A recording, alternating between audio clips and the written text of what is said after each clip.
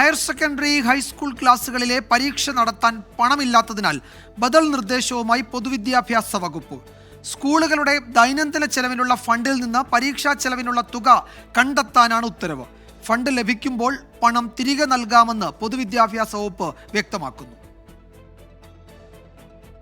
സംസ്ഥാനത്തെ സാമ്പത്തിക പ്രതിസന്ധി എല്ലാ മേഖലകളെയും ബാധിക്കുകയാണ്. പരീക്ഷാ നടത്തിപ്പിനുള്ള ചെലവിനായി പണം തികയാതെ വന്നപ്പോഴാണ് വിദ്യാഭ്യാസ വകുപ്പ് ബദൽ മാർഗം തേടിയത്. ഹയർ സെക്കൻഡറി ഹൈസ്കൂൾ ക്ലാസുകളിലേക്കുള്ള പരീക്ഷകൾ നടത്താൻ സ്കൂളുകളുടെ നിത്യച്ചെലവുകൾക്കായുള്ള PD അക്കൗണ്ടിൽ നിന്ന് പണമെടുക്കാനാണ് നിർദ്ദേശം. ഇതിന് അനുമതി തേടി പരീക്ഷാ സെക്രട്ടറിയും പൊതുവിദ്യാഭ്യാസ ഡയറക്ടറും സർക്കാരിനെ സമീപിച്ചിരുന്നു. ഈ കത്തിനുള്ള അനുമതിയായാണ് പുതിയ ഉത്തരവ്. സർക്കാരിൽ നിന്ന് പണം ലഭിക്കുന്ന മുറയ്ക്ക് സ്കൂളുകൾക്ക് ചെലവാകുന്ന പണം തിരികെ PD അക്കൗണ്ടിൽ തന്നെ നൽകുമെന്നും ഉത്തരവിൽ പറയുന്നു. 2023-24 വർഷം പരീക്ഷാ നടത്തിപ്പിനായി ആകെ 44 കോടി രൂപയാണ് ചെലവായത്. ഈ കുടിശ്ശിക നിലനിൽക്കെയാണ് പുതിയ ഇടപെടൽ. 24 തിരുവനന്തപുരം.